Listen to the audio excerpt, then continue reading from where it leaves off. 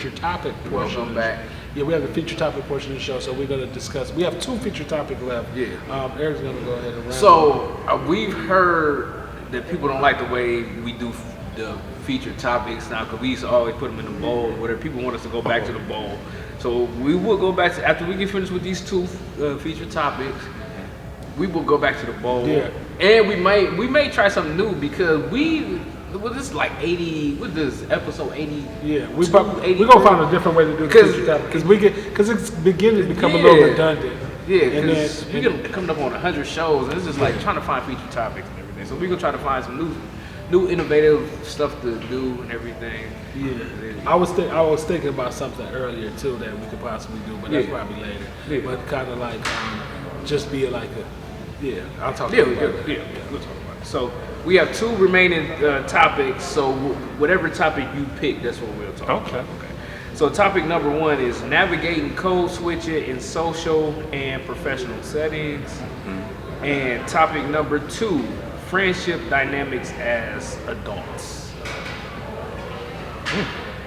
Let's do the code switching. Okay. Yeah. Okay. Friendship dynamics was like, it sounded like it was deep, like it can go many ways, you know? I'm like, We already talked about it in the beginning, because what I was talking about. we had a whole... But I wasn't done with that moment. No, whatever you want to choose. Yeah. That's a good one too. Okay, so you want to do code switching? Yeah. Okay. All right. Who want to start off? I can start off. Yeah, go ahead. Yeah. Go ahead. Code switching. Okay, so code switching is something that is very, very prominent in America anyway, because especially if you're black, and if you're from like code switching is okay. So me, code switching. I came here. I had an accent. Yeah. 8 years old, from a different country.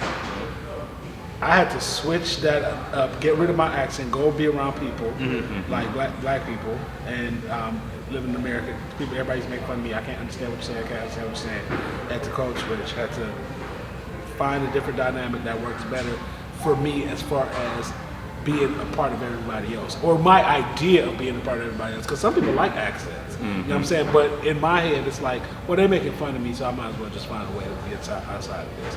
Then got a little bit older, you know what I'm saying, then you go to being around, like, you go to college, you got a code switch. I went to HBCU, so I didn't really have to do that much, you know what I'm saying, but then when I went to the workforce, it was like, I had a lot of jobs where I was the only black guy, so I had to like code switch, and you feel forced to do it because they will say things to you, like, you know, like sometimes people say a little racist stuff to you.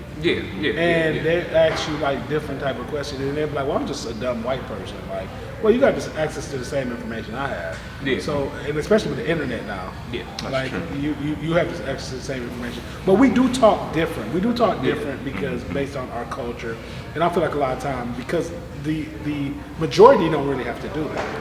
Like white people, they talk how they work, how they talk at home. Because you'll be like, you go in the bathroom at work and be like, man, y'all know I'm at work. Why y'all calling me? And then you go like, hey, how are you doing? Like, you know what I'm saying? And switching up like, yeah, everything out. I was a kid. I was white, you know. So you have to like code switch and like make yourself appear different. You know what I'm saying? And then sometimes I'll be wondering if like, I don't know. I feel like with black people, we have like a more aggressive way about us, if that makes sense. Where we like more, we're more expressive with our words, and we more, because a lot of times we more built on feelings opposed to facts. Is that, if that makes sense? No, I feel like with us, it's how you say things. Yeah, we say things. It's not so much of what you say, but it's how you say it, how it comes out. You know, well, with me, it's like how you say it. You know, like because and then a lot there are black people that were raised around white people that don't have to code switch because that's the code that they live by. That's the code that they were raised by. But I mean, most people that grew up in the inner city, we do. If we go into certain different professional settings, we do have to talk different. Yeah. You know what I'm saying? And I think that, I don't know, I just think that there's a lot of too much emphasis put on it, because all it is acting anyway, how you act. Yeah. How does that person act? Because I have to start acting like African American. You know what I'm saying? I'm from a different country. It's all a part of acting, but a lot of people be like, well, that's my culture. I really don't feel like it's my culture, but it's the culture I was raised by. Right. You know what I'm saying? Yeah. So I don't know. To me, it's like certain things that might be super important to somebody that's born here is not really super important to me. You know what I'm saying? Just like, you know, like my hood, like people like my hood, this is my hood, like my hood where I grew up at. Nothing wrong with it, because like this is something new to me. You know what I'm saying? The whole thing about coming to America is like I can move anywhere in America that I want to move to. Yeah. I don't have loyalty to this area because that area is just something that I was planted in. Yeah. But go ahead, what you were saying? Code switching. I think it's common in everyday life. You know, I don't. I mean, I feel like there's a certain level of professionalism that you have to have, like whenever you're in the workplace, which I can understand, because I mean, no one wants to go anywhere where they feel like it's unprofessional. You have people that feel like, oh well, you know, I should be able to be myself no matter where I go, if I'm at work or whatever. But those are the same people, if they go to an establishment, if a person is acting like that, they'll say that person's unprofessional. So I just feel like there's a certain level of professionalism. I mean, I don't know, like code switching, there's certain ways that I talk to people that I know, like you, like me and you have a different, like I'll talk to you different than somebody else that I don't know, be it white or black. Right. You know, so I don't know if that's code switching or it's just, I just feel like it's we all do it. Yeah, I think we all it's do just the level of comfortability, you know, Yeah. like just being comfortable with that person. It's not so much, you know, a lot of times you hear people like if you use proper English or if you're talking proper, like, oh, you're talking white, which I don't understand. Yeah, that's but stupid. yeah, which is real stupid. But I mean, like you, I grew up in the inner city. People hear me talk, and like I went to like I went to the blackest high school in Akron, and when I tell people that, you know, I went to this high school, they're like, "Oh my God, you don't sound like you sound educated," which I mean, like the conversation me and you had about that white girl, the white chick that told me she was from Shaker, and she was like, this was years ago. This was like back in like 2005 or 2006, and she was like, I was like, I went to Kennedy. She was like, oh. She was like, that's in the hood. I was like, yeah. She was like, what did she say? She said, but you sound so, what did she say? But you sound so, I'm gonna remember what she said, but it was something along the line of, you sound so civil, kind of. Yeah, but I feel like I think everybody has a different way that they talk around people that they're comfortable, people that they're not uncomfortable, be it white, black, Yeah. You know, whatever nationality you are. I just think people are just talk how they talk, you know, when they're around people they comfortable. I just hate when white people come around me and feel like they got a code switch. Yeah. And I've had that happen. I told you about it when I checked old boy. Like I had that happen where I see him talk to everybody else, and he's like, "Hey, buddy. Hey, how are you? Hey, how's it bro. Hey," and they come to me, he's like, "Hey, bro, what's going on?" Like, and it's like, dude, you ain't gotta put on this cowboy accent. What it sound like? You try to sound like a gangster, but it sound like a cowboy. So it's I don't like when like white people feel like they gotta like sound Not like just white people, just any other. But I've had experiences. Yeah, but I'm saying, to white people. I ain't never had nobody black do that. No, I'm not talking about black. I mean, I've had. I'm not saying anything bad about. But I've only had white people come where they feel like they got to be a part of the struggle, and I'm not being racist. I'm just saying that that's my experience. I've had certain white people. I'm not saying all white people do it. I've had certain white people come to me where they feel like they got to sound like they're part of the struggle. You know what I'm saying? And they don't even know my life. Right. You know what I'm saying? I probably never struggled. You know what I'm saying? But you got like, oh, what's up, bro? What's going down? Like that's whack and weird. See, that's the bad side of code switching. I don't even know if that's code switching. It's more like Appropriation. almost like making fun of my culture. And that's what he was doing too. Yes. It wasn't like he was like trying to, because he forced himself to do it every time. And it was kind of like I could tell he didn't care if it made me uncomfortable. He just felt like this is what this nigga wants. This is what he's getting. Because that's how the only way to talk to them. Right. You know what I'm saying? So I felt like, because most people that are like, that have any inkling of intelligence know that you don't have to talk to somebody like that. You know what I'm saying? Especially if you listen to me talk, you know that, because you've been around me long enough to know that you ain't got to do all that. Yeah. You know, like, so it's just, it was just weird when he would do it, but it's because that's that racist, just that inner racist, because he wants me to react to, which I did. He wants me to react to, just so he can say, see, you know what I'm saying? Well, you found out that some of us don't play that. Right.